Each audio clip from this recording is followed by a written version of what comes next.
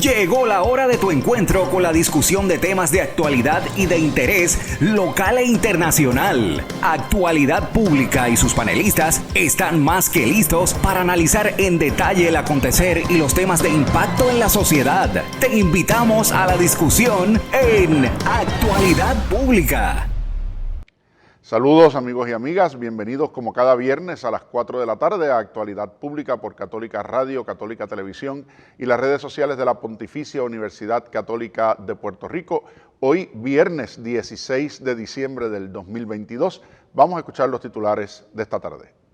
Si está sucediendo, en Actualidad Pública se discute. Un análisis desde la doctrina social de la Iglesia. Actualidad Pública.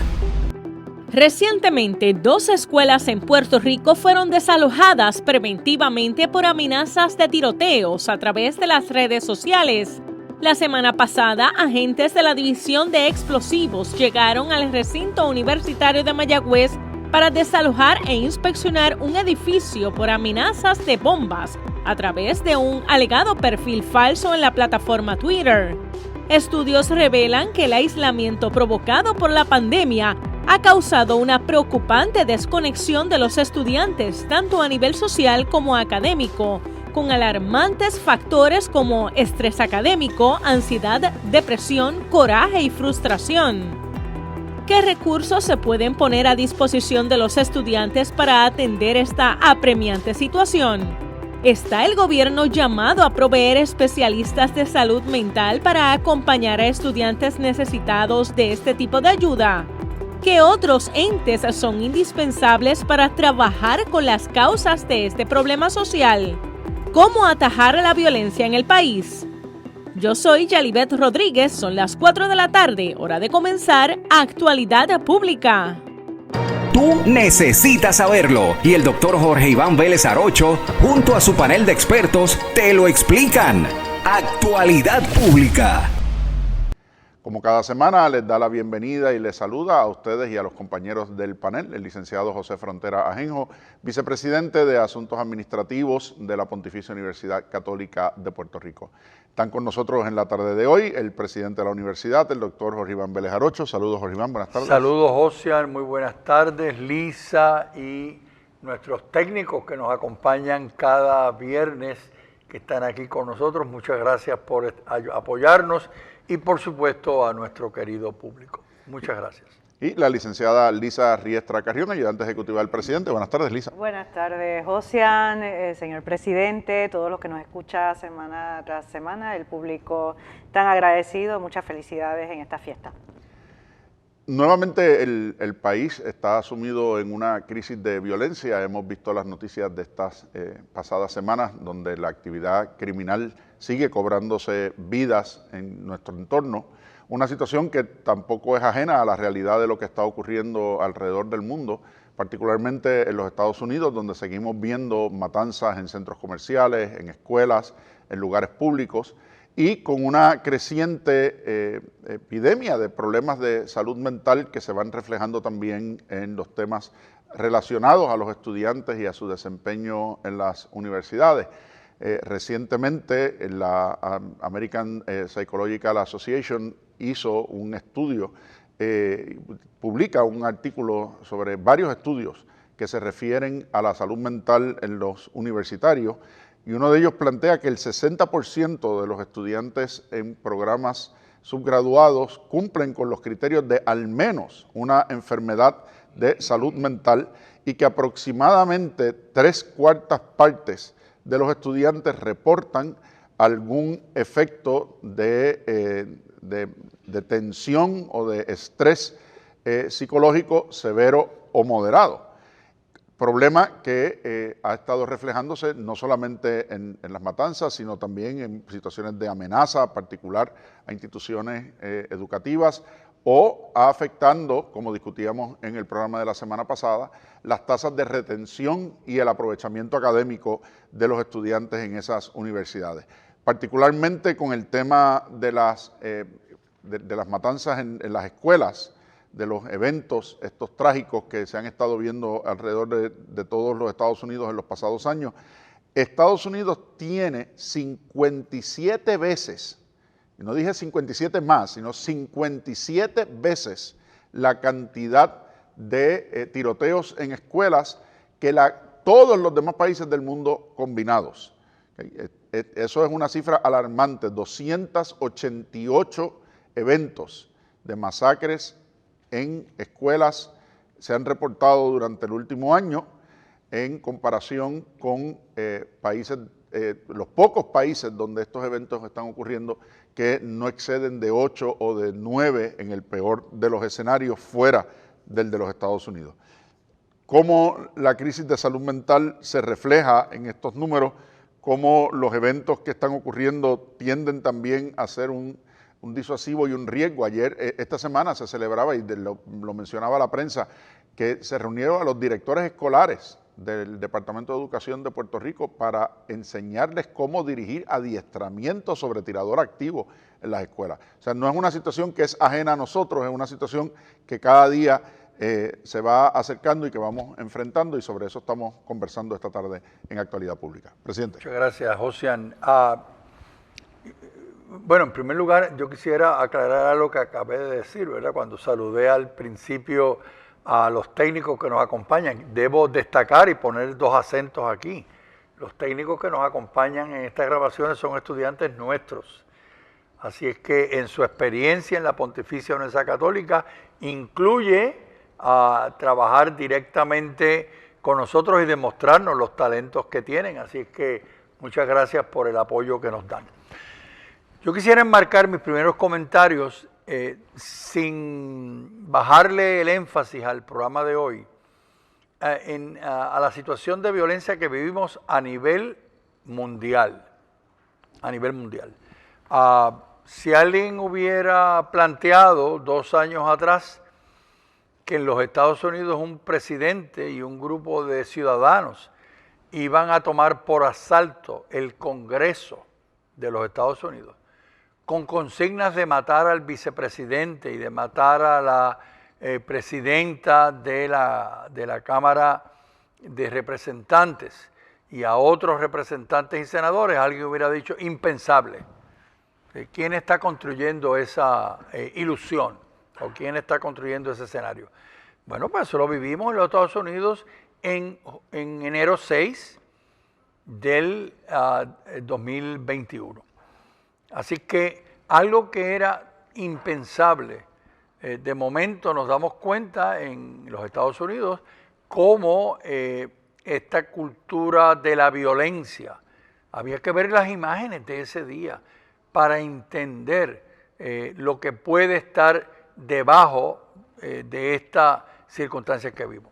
Pero más recientemente escuchamos nosotros al mismo presidente decir que había que eliminar la Constitución. O sea, el documento que sostiene la sociedad de los Estados Unidos, el expresidente estaba proponiendo que se eliminara. ¿Y a quién le hablaba? Le hablaba probablemente a los mismos que estuvieron invitados al asalto al Congreso en junio 6 del 2021. Pero no solamente en los Estados Unidos. Hemos leído en esta semana que Alemania ha arrestado a 25 personas de la ultraderecha que se habían organizado para dar un golpe de Estado en Alemania. O sea, piense por un momento la imagen que tenemos nosotros de este país, y esto ha estado sucediendo esta semana. Así que hay unos elementos comunes allá y acá, de raíces distintas, causas diferentes, pero el tema de la violencia da la impresión, no digamos nada del tema de la guerra, pero estoy mirando estos ejemplos en particular que acabo de mencionar, junto a los que mencionó el licenciado Frontera, que nos deben ser signos de preocupación. O sea, algo está sucediendo en nuestras comunidades que estamos dando como por bueno, por así decir, o como algo normal, el que haya circunstancias que lleven a la violencia. Y esto pienso yo, que desde el punto de vista, como hemos planteado aquí en nuestros programas anteriormente, debemos nosotros nos deben de llamar a la preocupación, nos debe de llamar a la denuncia y nos debe de llamar a la propuesta. Estamos terminando en la universidad la 5ª certificación sobre gobernanza y políticas públicas, con un tema de mirada hacia el futuro. Y las últimas 2 conferencias están dedicadas al tema del cómo creamos los consensos. Entonces, urge crear los consensos en Puerto Rico para enfrentar de manera contundente, real, el tema de la violencia que vivimos en las escuelas, en los hogares. ¿Cuántas mujeres han sido asesinadas este año? Nuestra sociedad puertorriqueña en cierta medida se siente en este momento muy insegura. Y no se siente muy insegura porque hay unos signos que nos preocupan de mucha violencia estructural y mucha violencia comunitaria. Yo quisiera, en esa línea, sobre todo el tema de la violencia estructural, o sea, un ejemplo muy sencillo, de situaciones que pasan desapercibidas. Todos hemos visto la noticia esta semana del fallecimiento del cantante Lalo Rodríguez y las circunstancias en las que ocurrió, al lado de una cancha donde mientras estaba el cuerpo allí, todo el mundo siguió jugando y nadie se inmutó con la circunstancia. Entonces la pregunta es que nos hemos acostumbrado a eso, o sea, ya escuchamos los tiros, vemos una escena como esta y nos quedamos totalmente impávidos ante la circunstancia y ni siquiera reaccionamos. O sea, ¿a dónde llega la indiferencia por un lado, que sería terrible, o por otro lado el convertir esto en una situación tan común y de todos los días que no me inmuto cuando ocurre? O sea, no siento ni pasa nada por mi mente cuando veo una circunstancia como esa. Y estamos teniendo esta conversación en este programa hoy viernes, dentro del periodo del Adviento. O sea, el periodo del Adviento es el periodo de preparación para nosotros celebrar el que Dios se encarnó en nuestra naturaleza y se hizo presente en nuestra historia. Y cada ser humano es imagen del Dios que se hizo nuestro, que se hizo uno de los nuestros. Entonces, eso que plantea el licenciado Frontera es muy importante. ¿Qué valor le damos a la vida de un ser humano?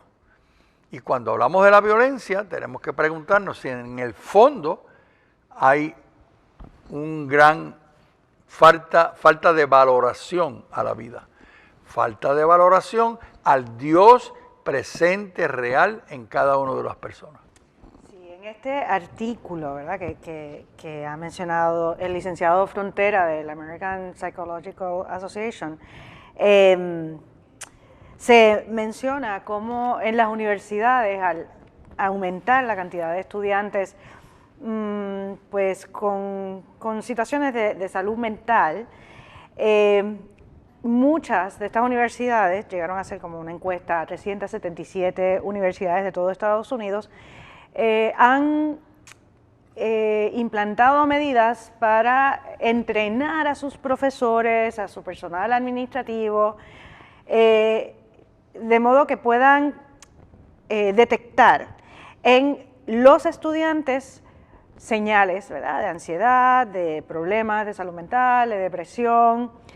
Ha aumentado la carga, ¿verdad?, de los consejeros académicos, de la cantidad de estudiantes que llegan a los consejeros académicos, ¿verdad? Han tenido que aumentar también la cantidad de consejeros en las universidades, de las que por lo menos entrevistaron y que participaron en la encuesta, y se quejan un poco, ¿verdad?, de que no hay suficientes fondos asignados para este propósito. Pero efectivamente, con ese punto, ¿verdad?, que acaba de traer el presidente, sí se podría encontrar como una causa más radical esa falta de atención, quizás en su familia, quizás en sus relaciones, ¿verdad?, a estos estudiantes. Estamos viviendo un ambiente también en las escuelas, en las universidades distintas a las que quizás se envolvían maestros y profesores antes, ¿verdad? Que quizás se limitaban a dar la clase, pues sí, claro, interactuaban con los estudiantes, pero no iban más allá, ¿verdad? De preocuparse por el bienestar, ¿verdad? del estudiante. Ahora, y más con la pandemia que ha aumentado quizás esta ansiedad, dice este artículo de APA, estudiantes que están luchando con exigencias académicas, por ejemplo, pues pueden beneficiarse con talleres sobre el manejo de estrés, sobre la gerencia, ¿verdad?, del tiempo, el aprovechamiento del tiempo y establecerse metas, ¿verdad?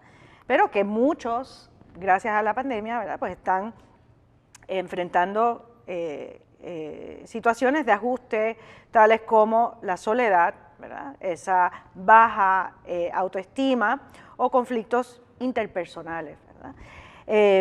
En un artículo, ¿verdad?, que publicó el World Population Review sobre la comparativa de cantidades de personas, de mass shootings, ¿verdad?, de tiradores activos por país en el 2022, ¿verdad?, a lo largo de los años que sale Estados Unidos, salen 19 países con la mayoría de casos de tiradores activos, ¿verdad?, de matanzas así en masa. Estados Unidos ha tenido 288, México 8, África del Sur 6, etcétera, y comenta que los individuos que cometen estos asesinatos, ¿verdad?, en las escuelas, usualmente están influenciados por factores debilitantes que pueden incluir distintas formas de abuso, de disfunción familiar, de enfermedad mental u otros problemas psicológicos. Entonces, si se sabe la causa, pues hay que ver entonces cómo se ataca, se va a la raíz de esta causa. Yo creo que ese dato, ¿verdad? Y tú mencionaste la comparación con México, por ejemplo, que es uno de los países que le sigue en la lista, de 288 a 8. Porque a veces, y vuelvo al tema del acostumbrarnos al concepto de la violencia, o sea, hablamos de los países donde hay guerrilla, hablamos de los países, lo que está pasando en Perú en este momento con el golpe de Estado, hablamos de la situación de los narcoestados, como en México, que pues quizás no hay matanzas en las escuelas en un número significativo, pero todos los días aparece gente muerta en circunstancias totalmente extrañas y extraordinarias. Y pensamos, eso pasa allá lejos. Pero si uno mira la cantidad de muertes violentas en proporción a la población general, claro, Puerto Rico está en uno de los puntos más altos. Si uno mira la comparativa de Estados Unidos, como tú acabas de mencionar, pues uno diría, bueno, sí, Rusia está masacrando a Ucrania y sabemos lo que está pasando allí, pero en Rusia, por ejemplo, el año pasado solamente hubo un tiroteo de esa naturaleza, versus 288 en los Estados Unidos. Entonces, y va también a los issues estructurales, como los que hablábamos en el programa de la semana pasada, del tema racial.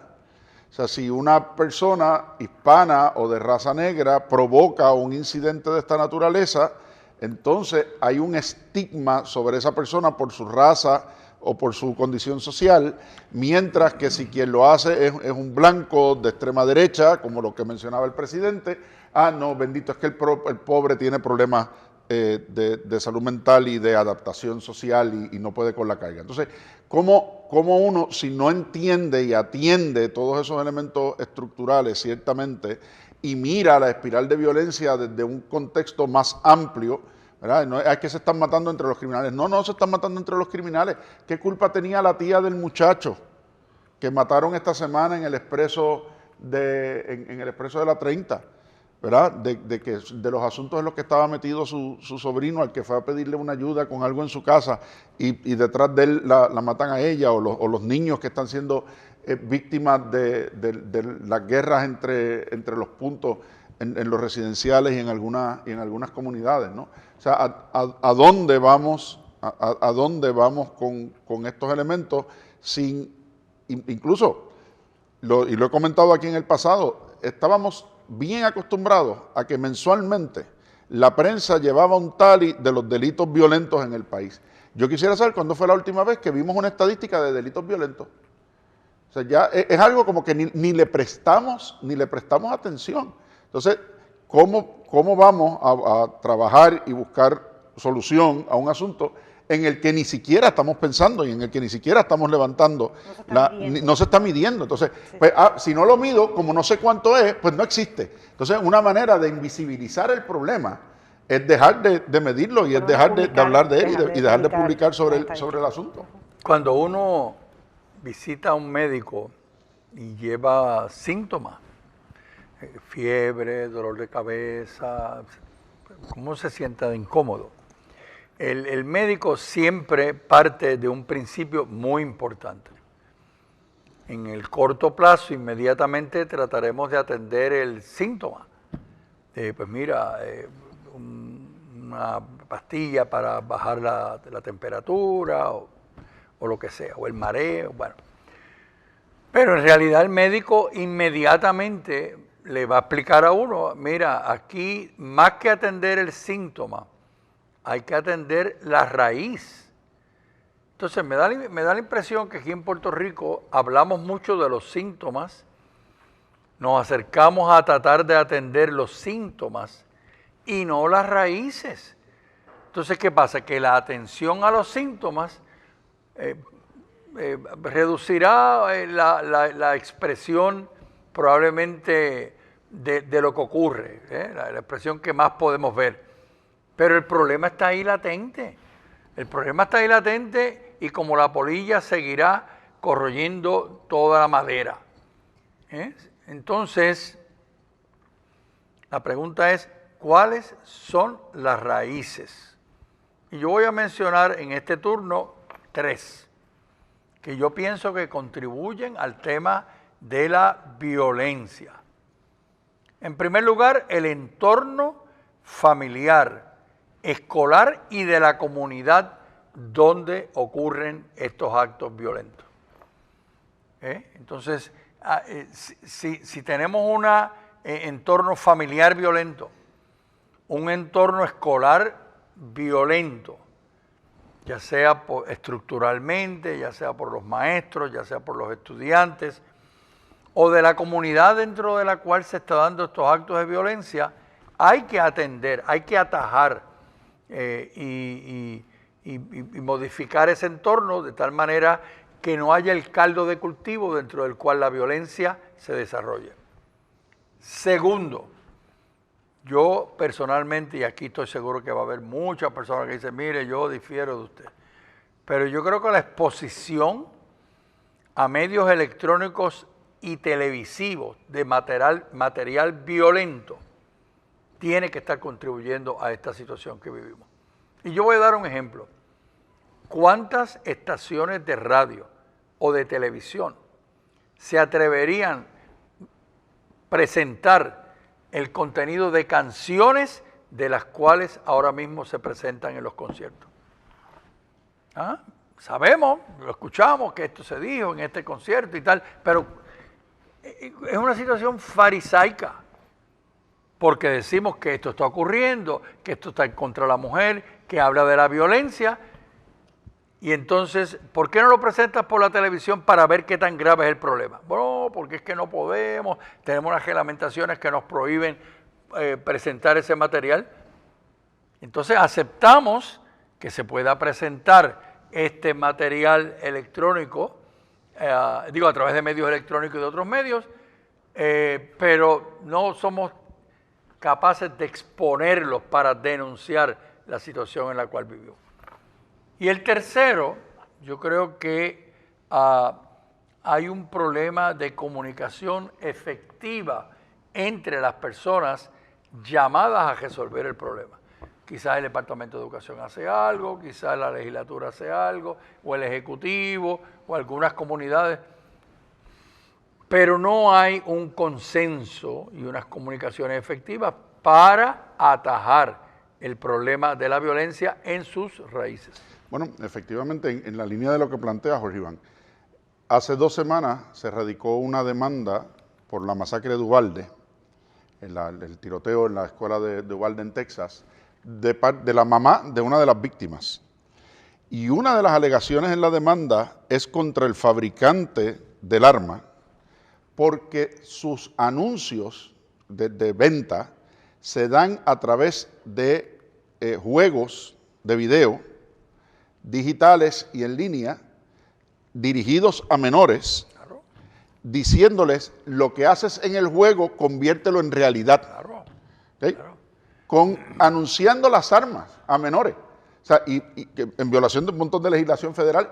Y la parte de la demanda contra el fabricante es precisamente por la forma en que se mercadean, haciendo uso de los medios digitales electrónicos, de los juegos dirigidos a menores, incitando a la violencia y al uso de armas, convirtiendo la realidad virtual, que es una realidad extremadamente violenta, la mayoría de los juegos dirigidos a esas edades lo son por naturaleza, a esos elementos de lo que tú planteas. Y las personas que tienen toda la capacidad legal, jurídica, legislativa, para que eso no ocurra, llegado el momento de la verdad, no lo hacen. Y entran los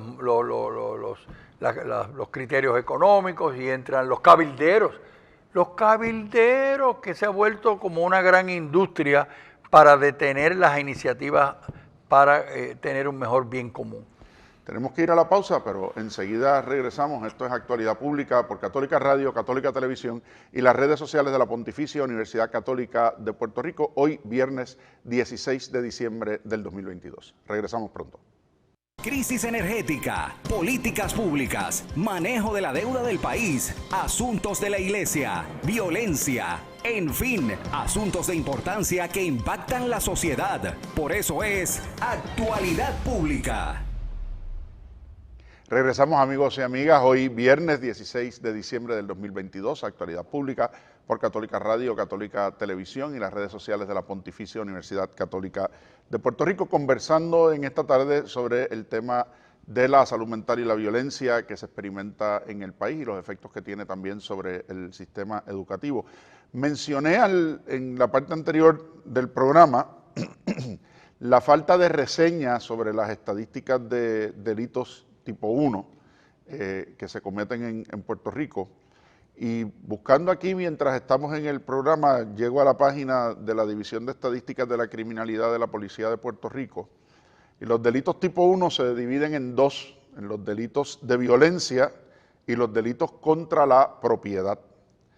El total de delitos tipo 1 en lo que va de año a octubre 31, que es el último dato, los de noviembre todavía no están, a octubre 31 del 2022, es que se han reportado 17.123 delitos tipo 1. ¿Qué hay ahí? Asesinatos y homicidios, violaciones por la fuerza, que por cierto las violaciones han tenido un aumento de 21%, trata humana, robos y agresiones agravadas. Te dirá, pero ¿y por qué los robos están en los delitos de violencia y no en los delitos contra la propiedad? Pues porque el robo, por definición, implica que hubo violencia contra la persona de quien se sustrajo el bien que se robó. A diferencia del hurto, ¿verdad? Que el hurto es de mercancía, la apropiación ilegal o el escalamiento, que es que tú te lo llevaste sin afectar a la víctima, ¿verdad? Cuando hay violencia contra la víctima que sufre la pérdida de la propiedad, se trata como un delito de violencia y es el delito de robo. Y el de agresiones agravadas. Esos son los delitos de violencia. En los delitos contra la propiedad están los escalamientos, las apropiaciones ilegales y el hurto de autos.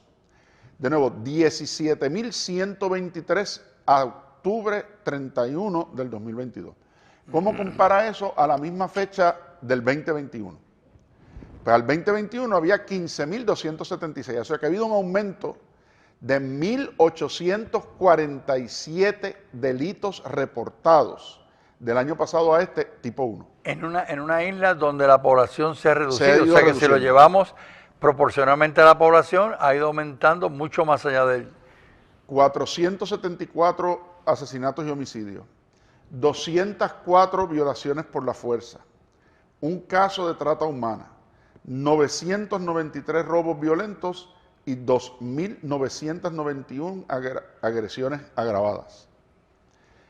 2.124 escalamientos, 8.281 apropiaciones ilegales, 22% de aumento en comparación con el año pasado, y los hurtos de autos, 2.055, 10% de aumento con relación al año pasado. ¿Okay? Así que, de nuevo, un aumento en los delitos tipo 1, en lo que va de año a octubre 31, que es el último dato que reporta la policía, de un 12%.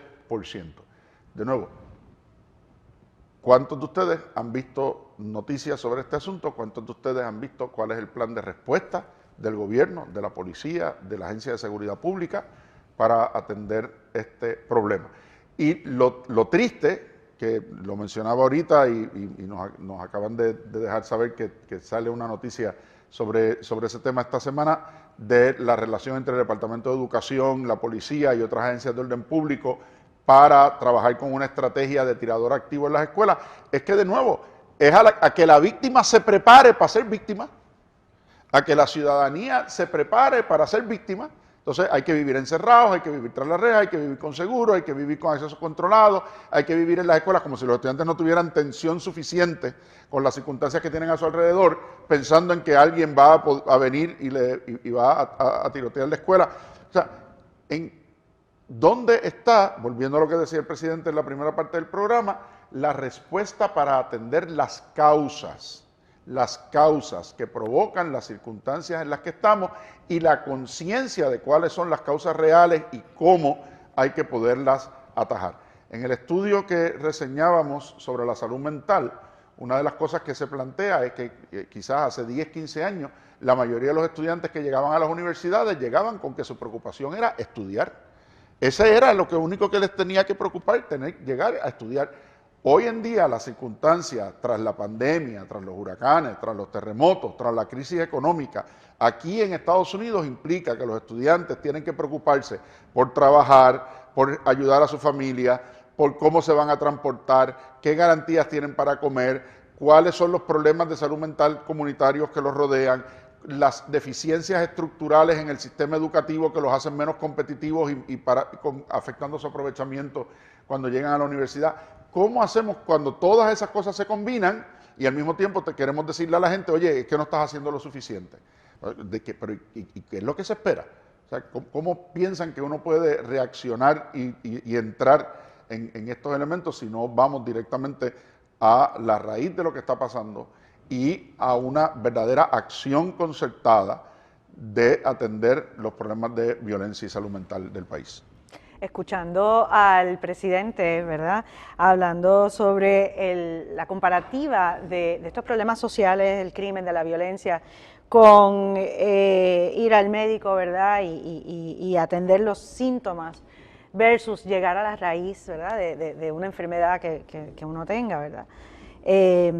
Pues recordaba una frase que usamos mucho, a veces yo lo he usado criticando algún modo de manejar, de atender supuestamente un problema social por parte del gobierno, que es como, uno dice, ¿verdad?, es como ponerle una curita a un cáncer, ¿verdad? Eso quizás estás atendiendo un síntoma, pero no estás yendo a la raíz del problema. Pues expresa un poco, ¿verdad?, lo que decía el presidente en su comparación, pero el hecho de que usen de todas las condiciones, enfermedades, cáncer, pues denota un poco de falta de esperanza de que se pueda llegar realmente a atender el problema, llegar a la raíz y erradicarla, ¿verdad?, como hierba mala, ¿verdad?, desde la raíz.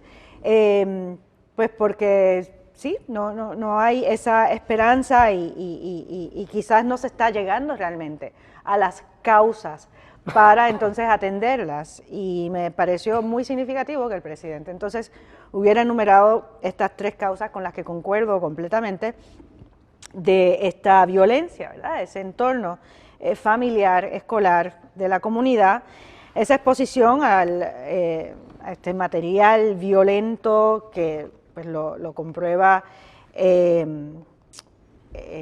Josian con esa nota que hace de la demanda de una mamá de los niños, de una de las víctimas de Uvalde, que trae un punto muy interesante sobre la responsabilidad de las personas que mercadean productos, ¿verdad? Que a veces se piensa que no se debe de meter la ética, ¿verdad?, en algo que es puramente técnico. Y Benedicto XVI en la Caritas in Veritate, ¿verdad?, en la caridad en la verdad, pues dice que sí, siendo acciones humanas, decisiones que se toman, sí la ética tiene algo que decir, ¿verdad? Y hay una forma ética o correcta o que se dirige hacia el bien del ser humano de hacer mercadeo, y una forma que se dirige hacia el mal o hacia la muerte. En el artículo que habíamos mencionado anteriormente del World Population Review sobre estas matanzas en escuelas, pues justo mencionan las mismas causas que mencionaba el presidente. Dice, causas comunes de motivación de las personas que han cometido estos asesinatos pueden incluir depresión, pensamientos de suicidio, una sensación de persecución, venganza ante un patrón de bullying, ¿verdad?, o acoso, o pues haber sido descartado, ¿verdad?, por razones románticas, o un deseo de atención o reconocimiento. Dice, mientras que las causas de entretenimiento, tales como películas, videojuegos, libros, cómics, ¿verdad?, pues también han sido de vez en cuando acusados de ser factores de influencia, aunque estas, dice este artículo, acusaciones pocas veces ha sido fundamentado por la ciencia creíble. No sé a qué está sirviendo este artículo, pero yo sí estoy de acuerdo con que influye mucho, ¿verdad?, las series que vemos, los videojuegos en nuestro comportamiento. No, iba a comentar que en actualidad pública, desde hace 10 años que comenzamos, acostumbramos ver la realidad, juzgar la realidad y siempre proponer alternativas. Yo pienso que sería de muy poco valor si en nuestro programa fundamentalmente nos dedicáramos a analizar sin proponer alternativas. Así es que en esta intervención quisiera proponer 4 posibles acciones, poniendo un énfasis de que las universidades podemos contribuir a la implantación de estas propuestas de acción. La primera, a nivel de país, tenemos que unificar los criterios y las estrategias de intervención. O sea, si queremos atender las raíces y no los síntomas, tenemos que unificar los criterios. ¿Cuáles son los criterios para atender las raíces de los problemas? Y cuáles unificar las estrategias, de tal manera que a nivel nacional, a nivel comunitario, a nivel de los municipios, de las escuelas, tengamos las mismas estrategias. Y también unificar criterios de estrategia de intervención y de información a través de todos los niveles, de tal manera que tengamos un esfuerzo combinado. Y ahí las universidades podemos ayudar mucho. Segunda acción, empoderar a los padres de familia y a los maestros con estrategias y prácticas de crianza que promuevan una educación de calidad. En esta semana yo estuve en un programa de radio muy escuchado en el área oeste de Puerto Rico y le hablé de que daba la impresión que habíamos perdido el espíritu del valor de la educación. Y entonces eso es algo que es importante rescatar el espíritu del valor de la educación. Y por lo tanto la segunda acción, y eso hay que involucrar a muchas personas, empoderar a los padres de familia. Y fíjense que comienzo con los padres de familia, porque la escuela es importante, la universidad es importante, pero en primer lugar es el hogar. Los padres de familia, los llamados a tener estrategias y prácticas de crianza que promuevan una educación de calidad. Y fíjense que destaco educación de calidad, no solamente educación de calidad. En tercer lugar, fortalecer en los niños y en los jóvenes una educación en valores. Eso está, hay bibliotecas escritas, donde hay libros escritos sobre el tema de los valores, pero hay que volverlo a enfatizar. Fortalecer en los niños y los jóvenes una educación en valores. Pero además de eso, y aquí destaco algo que ya había mencionado anteriormente, dotarles de un ambiente escolar y familiar adecuado y seguro. Y aquí las palabras son importantes. Un ambiente escolar y familiar adecuado y seguro. ¿Para qué? Para que ese niño y ese joven se desarrolle en un ambiente sano y equilibrado. Y ahí hay que hacer intervenciones múltiples, sociológicas, económicas, deportivas, culturales, para que haya ese ambiente. Y finalmente, y probablemente quizás ese debió haber sido el primer planteamiento, desarrollar un marco de corresponsabilidad nacional. Desarrollar un marco de corresponsabilidad. Y fíjense que no digo de responsabilidad, corresponsabilidad, porque aquí hay muchas personas, entidades, comunidades que son corresponsables de que esto lo podamos atender atacando las raíces. Fíjate, Oliván, en junio del 2017, en la catequesis de los miércoles, el Papa Francisco fue en esa misma línea de lo que tú planteabas al principio de esta intervención sobre la familia y el sentido de pertenencia y de gratuidad y de amor. Y el Papa identifica como una de las fuentes principales de la violencia la infelicidad de muchas personas, ¿verdad? Claro, utilizando el término como él lo plantea. Dice, y cito de esa audiencia del 14 de junio del 2017, donde el Papa recordó que las personas violentas no son malas por naturaleza, sino que son personas infelices por no haber sido amadas adecuadamente.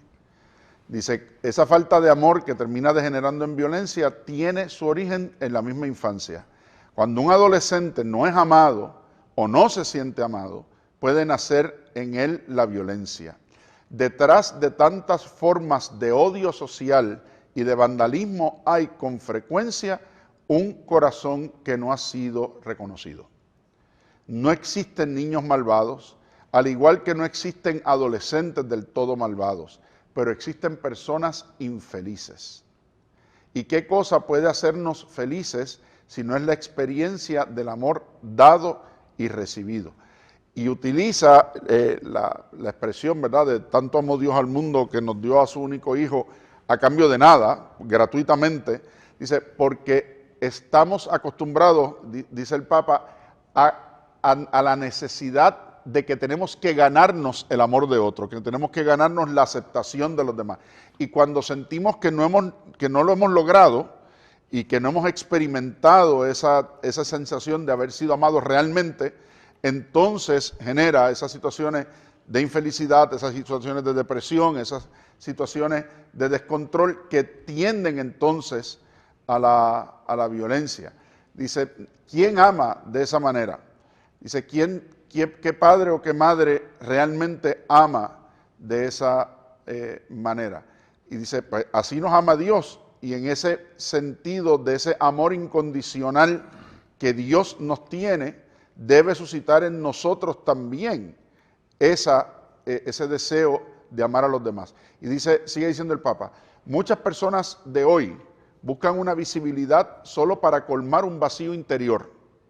Es decir, ¿cuántos de estos influencers, por usar un ejemplo, de estos artistas, lo hablábamos ahorita con el caso de Lalo Rodríguez y las circunstancias en que falleció, terminan en los vicios, terminan en situaciones de desesperanza, teniéndolo todo, lujo, dinero, fama? Dice, buscan visibilidad para colmar un vacío interior, como si fuésemos personas permanentemente necesitadas de confirmación, es decir, que alguien nos valide. Sin embargo, dice el Papa, ¿se imaginan un mundo donde todos reclamen motivos para atraer la atención de los demás y ninguno, por el contrario, esté dispuesto a querer de forma gratuita a otra persona? Imagínense que todos estuviéramos reclamando que nos atiendan, que nos quieran, que se fijen en nosotros, pero nadie estuviera dispuesto a querer de esa manera. Parecería un mundo humano, sin embargo es en realidad un infierno, y eso genera mucho narcisismo en el hombre que nace de un sentido de soledad y de falta de aceptación y de falta de amor y de falta de comunidad. Dice, y ante todo, eso empieza en la familia, eso empieza en una comunidad que acoge y apoya, incluyendo la comunidad eclesial, y desde la atención a esas carencias, de nuevo, estructurales en muchos sentidos, que sufre cada persona en su propia realidad.